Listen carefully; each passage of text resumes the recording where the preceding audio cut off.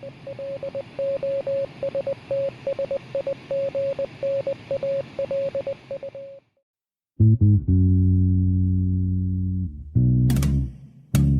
to The Lost Signals Discusses Film and TV. Using the revolutionary Manzaro-Mossi Thurlow scale, or MOTS, we scrupulously review these art forms with an emphasis on narrative structure.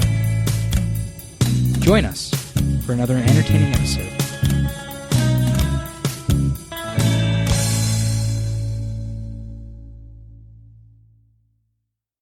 Hello, and welcome back to The Lost Signals Discusses Film and TV. Today we have a very special episode. I am your host, Steve Hermosi, and we are joined by the director and writer of the new independent horror film, Lilith, Lee Esposito. Thanks for joining us. No problem, man. Thanks for having me. I appreciate it. Oh, absolutely. So I just kind of want to get into talking about how you got into making movies and how you started with making film and what kind of where that love of film came from. So do you remember kind of where that came from? When was it, when you were a kid, maybe a little older, high school or something? Or it definitely started pretty young. I would say probably around like fourth, fifth grade. I mean, like my dad was really into like filmmaking, went to film school, and so like me kind of finding out a lot about that and learning a lot about it through him, and then just watching a lot of movies growing up. It was definitely something that I was really interested in. I made like a bunch of, stupid little shorts and stuff back in like my grade school days with my friends. And then from there, I mean, it kind of grew and became like a real passion. Like I took TV courses throughout my whole year, like 4 years of high school, did more like film stuff through college, and then, eventually started doing shorts, and I just kind of jumped feet first into this without a life preserver, which was an interesting choice of mine, but it's something that I definitely don't regret doing. I saw that this is your first feature, and like it is. You've only got a couple other shorts up on your IMDb page there. And I definitely want to get into that in a bit, but sure. Let's go back to when you first started watching films. You said your dad went to film school, and so did he also make movies as well? No, he was definitely into the craft, and he like wrote a lot of stuff, and then he wrote and directed a short film that I don't believe was ever fully completed because there were a bunch of problems on set. But he did like have it mostly completed, and it's a really good concept. But it's like kind of learning about it through that. Even like as far as my love of horror goes, I mean that didn't even spawn until much later in my life. So it was a kind of a weird like jump for me. Yeah, I was kind of going to ask you about that as well, because I know a lot of people that we've interviewed a couple people that have done horror films. We actually interviewed this guy Mike, who directed the winner of the NJ HorrorCon. I think it was 3 years ago, 2 or 3 years ago, and he basically his path was that he loved horror since he was a little kid. He used to make Halloween costumes every day of the week and things like that. But I think it's interesting to talk to somebody who came into it a little bit later. So what kind of movies did you reference when you were younger? Really everything but horror. Like I would watch a bunch of stuff, growing up, but horror was the one thing I steered clear from. I have a very overactive imagination, so a lot of times like my brain would make these movies that I would hear about a lot worse in my head. So I avoided them like the plague and just refused to watch anything that could even be slightly construed as a horror film for years and years and years. I don't think I actually watched like the first horror movie I'd ever seen, which was Nightmare on Elm Street. I don't think I saw that until I was maybe about 15 or 16. And that's one of the classics, but I remember being the same way when I was a kid, being like scared shitless to watch horror films, because I think when I was, 11 or 12 or something, I saw Terminator 2, and even that movie freaked me out when I was younger. I think for the same reason, that overactive imagination really gets to you. Yeah, oh, it sure does. I mean, yeah, I definitely like just avoided it all as best I could. I was like, hell no, if this thing is like even slightly scary, nope, no thank you. Yeah, exactly. Oh man, I completely agree with you there. I kind of wanted to get into, and I was going to bring this up later, but I guess this is as good a place as any. I noticed that you had a little cameo in the film. I do. Which is nice, a little Hitchcockian move there. Have you had thoughts of trying to do other parts of trying to get into other parts of film? Have you ever thought about being an actor or anything like that, or is it always directing? God, no. Yeah, I hate being on camera. That was something that I was kind of strong-armed into by everybody on set, because they're like, we've all had cameos, and I'm like, oh, fine, I'll do it. But yeah, it's definitely, I don't like being on camera. It's something I prefer to be behind at all times.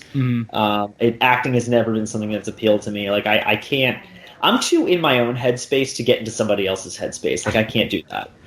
It seems like that's always kind of the way, right? Like, directors stay behind the camera, actors tend to go behind the camera after a while, or if it's going to go one way, it's going to go from actor to director, not the other way around.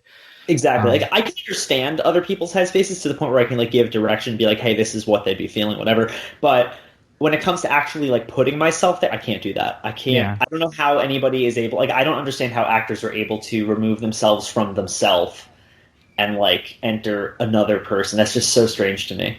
It really is. It's such an interesting topic to listen to actors talk about. I think. Oh, for sure. They have such fascinating insights into stuff like that. Yeah.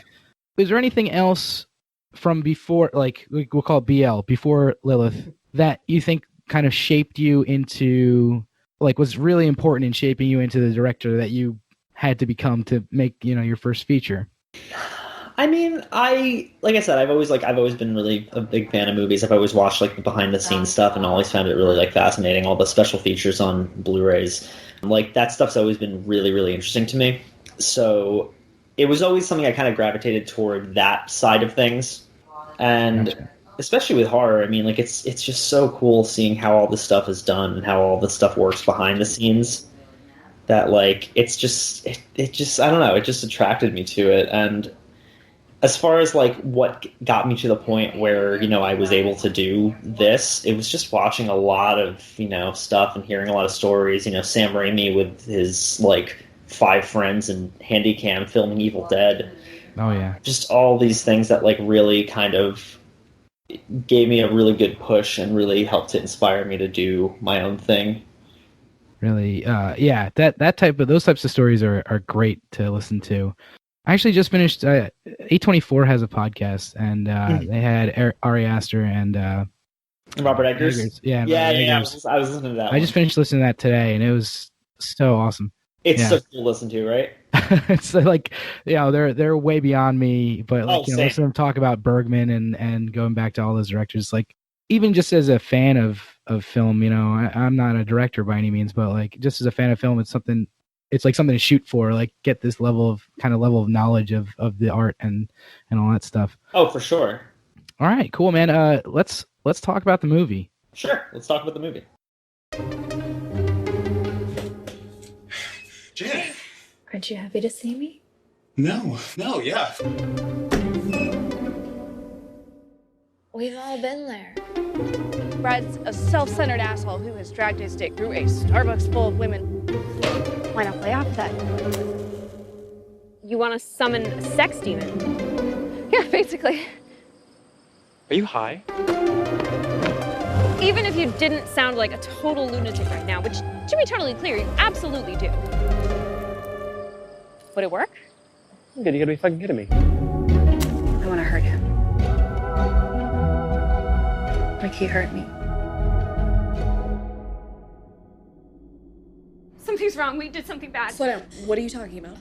I don't even know how to say this. It's gonna sound crazy. It worked. Okay? It worked. What's up, bitches? What the actual fuck? Succubi. Fucking and killing is kind of what I do. Do you honestly think we would just let that happen? Oh, honey.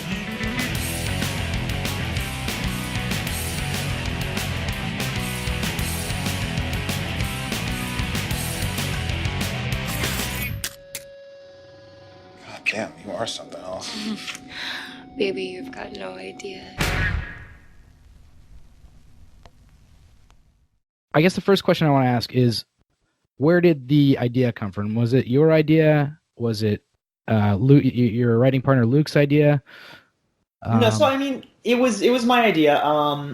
Luke came in for rewrites after the fact, like when I was like, because he's Luke's a really funny friend of mine, so I was like, I'm gonna bring him in to like help punch it up a bit and make the humor better. Once this is after like 7 or 8 drafts, but no, as far as like what inspired me to, or like where it started, the movie Pumpkinhead was kind of founded on this idea of like, oh, there's a demon for every one of mankind's evils, and they never did anything with that past Pumpkinhead, and I was like, that's such a cool concept. I wish that had been explored in other films. And so my brain just started working, and I was like, oh, that would be kind of like I just came up with all these different ideas for all different, like, sins and whatever. But I was like, oh, it'd be really cool if there was like, like a really campy, like lust demon, whatever. And it started as this super schlocky, like intentionally bad, like Evil Dead-esque thing. Right. And then as I started, I was like, oh, this is kind of cool. And I started writing it, and as I was writing it, it just evolved and fleshed out and became this world that I was like, I'm actually kind of falling in love with this this character and this world and everything about it. And I was like, you know what? Like, can I curse on this? Yeah, absolutely. I was Please. like, I actually kind of fuck with this. And like, it was just one of those things that I really like, as I was writing it, it just became, it took on a life of its own, and it became a story that I actually started like really, wanting to tell. And it evolved way past, just a stupid, like, schlocky joke of a film that I, was originally intending it to be.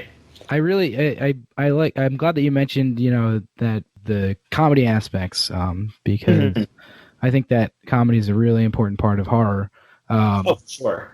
And, you see it in almost every good horror flick that you're going to see. And I was going to ask you kind of where that sense of humor kind of stems from. Is that like something that you put into everything that you do?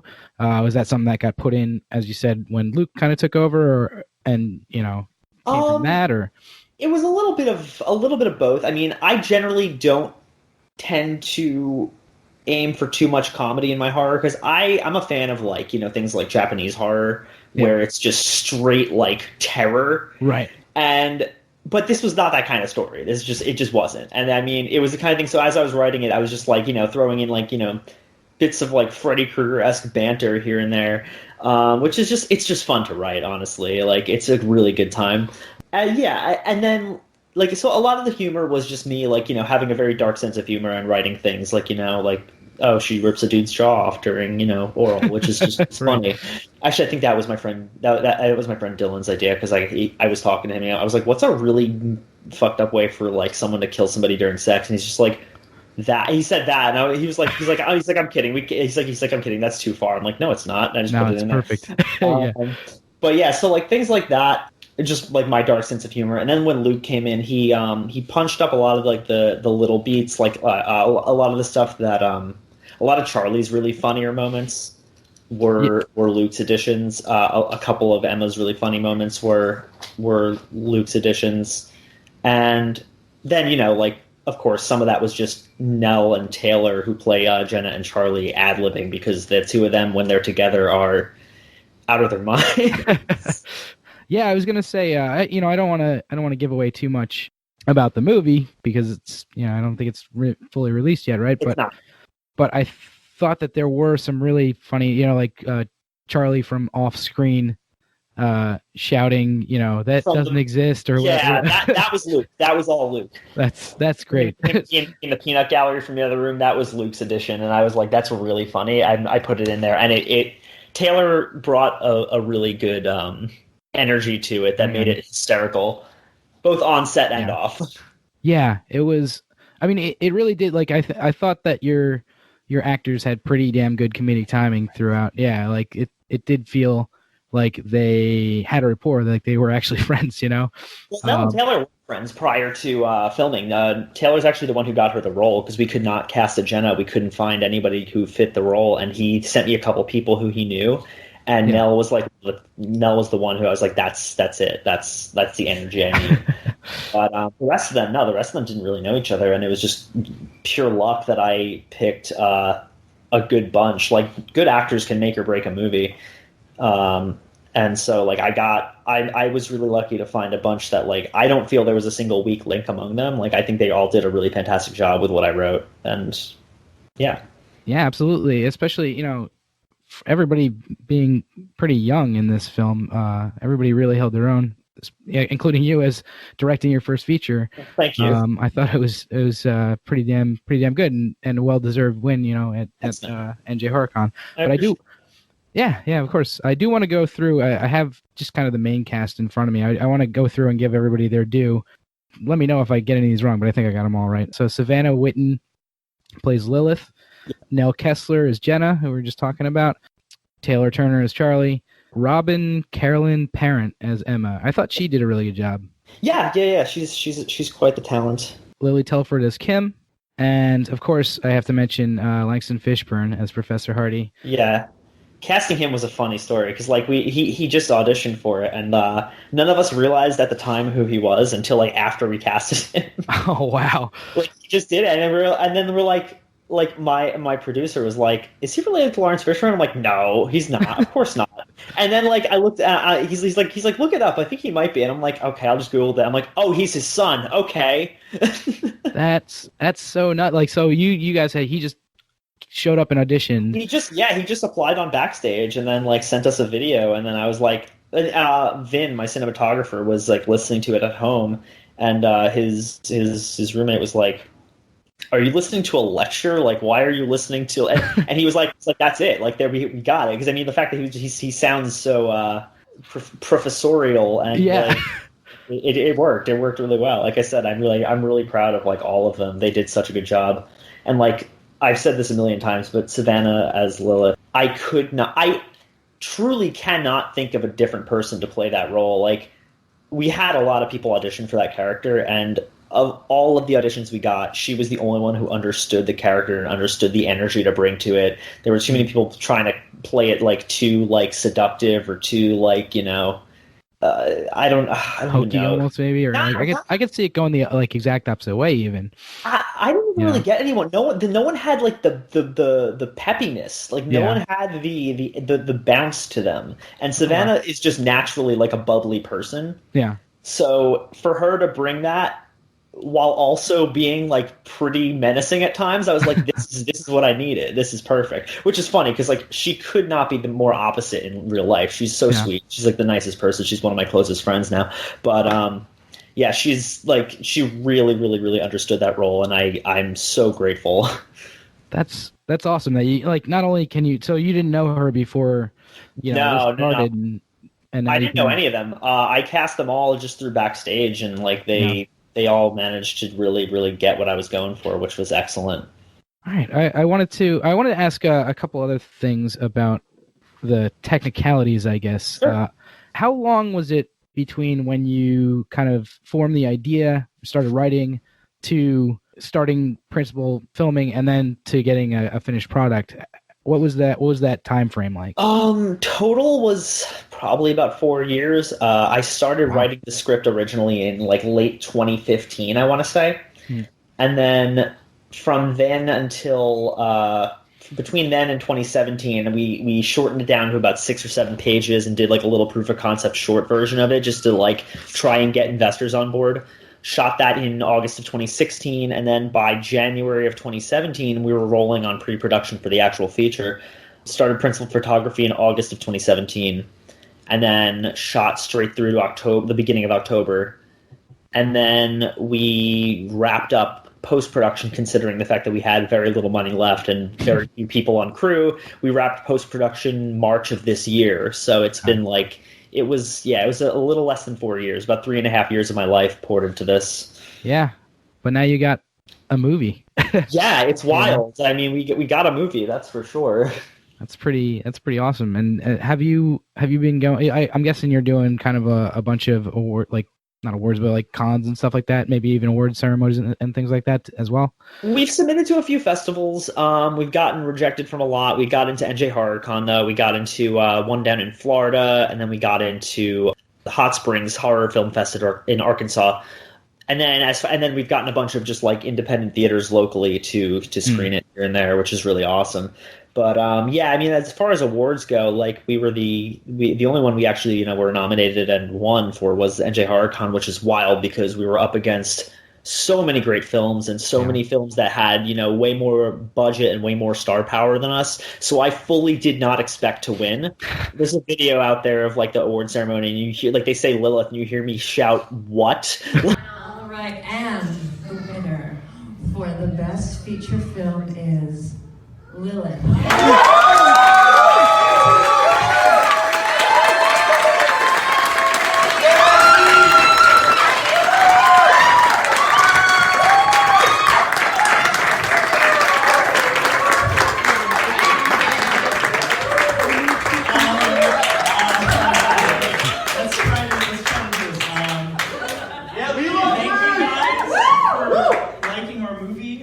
This has been a long time coming, like as far as just getting it to a screen. And I really just want to thank Vince and Chris and Savannah. And all of you who came out and watched this, I really appreciate it. Like, I've had a lot of people come to the table and just talk about it, and it was a joy, and I can't say enough how much I appreciate it. So thank you. Wow, okay. Yeah.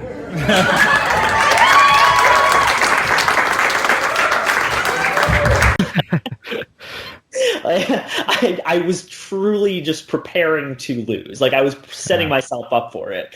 And so to not lose that was crazy. And not only to win, but to win for best feature was absolutely insane. Like, I never expected that to happen. Yeah, I think it's wild. Like, you kind of have this 80s type schlockiness, or I don't know if schlocky is the right word, but like, this 80s type vibe, but also you have a modern vibe to it as well. Yeah, that was kind of what I was going for. I mean, like, it was, very much in the vein of I was going for more of a 90s aesthetic, like, Scream. Oh yeah, for sure, like slasher type. Yeah, like the biggest inspos for it were like Scream, Teeth. See that one? It Follows, and then the one thing that everybody said it reminded them of, which is funny because I hadn't seen the movie until after we wrapped filming, was Ginger Snaps. Oh yeah. Which I watched it after we wrapped, and I was like, "Oh damn, okay, I get why everyone's saying this." Like, it's very, in terms of the vibe, it's pretty similar. Yeah, I mean, you do get that revenge horror vibe. I mean, it clearly is a revenge horror film, right? Like, yeah, for sure. In the grand design of, I would say so. All those, like, I Spit on Your Grave and all those types of teeth and all that type of stuff. But I would say definitely more teeth than I Spit on Your Grave. Yeah, of course. Yeah, but you can. I always think it's interesting to see this type of horror movie because it can get down and like make these like really off color, like hilarious oftentimes jokes, but usually, almost always, when you get something like this, it's trying to say something too, which a lot of horror does to varying degrees. But I can appreciate a movie that is trying to do more than just what is happening at surface level, and I just like to see that. I guess that's not really a question. That's just more I still appreciate it. The fact that you're finding subtext in my stuff is cool. I dig that. Yeah. But what people get out of it is their own. But I mean, the fact that you're thinking about that at all is really cool. Sure. I mean, yeah, exactly. Well, that's we do this podcast and we review like 6 movies a month, so okay. I have to dig for that type of stuff every week. I'm cool with it. So, what kind of response have you gotten from like the people? Not necessarily, the sending it out to conventions, award ceremonies, and stuff like that, but from people that have seen it, at the local theaters or whatever. I mean, the response has been pretty overwhelmingly positive. Like, there's been just like a lot of people who at the HorrorCon especially, like Hot Springs was a fairly small thing. It was like at a weird time on a Thursday in Arkansas, so there's like nobody there. There's like 11 people there, but the people who were there, like, they were really, really enthusiastic about it. And then the same goes for like NJ HorrorCon and all the local screenings. Like, we've had a lot of people coming up to us after and being like, "I really loved that. That was so cool." And I mean, that to me is the coolest thing ever. Like, there's the fact that like people kept coming to our table after the screening at HorrorCon and were like just kind of raving about it to us. I was like, that's the coolest thing ever. Like, thank you so much. Like, I can't really begin to explain like how awesome that is. It must be like I said, I've never directed a film, but that must be a really, I don't know, just a weird feeling to like have spent 4 years like so putting all this effort inward into your movie and then just releasing it all out at once, you know, like like a giant ball of energy from, you know, a Dragon It's Ball like Z giving or birth. something, you know. It's like giving birth, man. Exactly. I mean, it's really cool, and I mean, it's very like validating for sure. Because I mean, like like getting like it's like again like getting the award. It was the kind of thing where I was looking at it, and I'm like, wow, this is the kind of thing my brain can't even invalidate if it wanted to. But like that's cool, love that. But yeah, it's really wild to like have made a thing that people are enjoying, and I'm like, that's so crazy and cool and awesome. I don't know. Yeah. I mean, it goes to show you put enough work in, you can make something really, really freaking cool. So, do you have any plans to? Well, what are your future plans for showing the film? So we do have a screening coming up next Saturday in New York at Anthology Film Archives, 4 p.m. So, I mean, if anyone's listening and wants to come up to the city, check that out. What date is that? That's Saturday the 23rd. Saturday 23rd, November 23rd. Yep.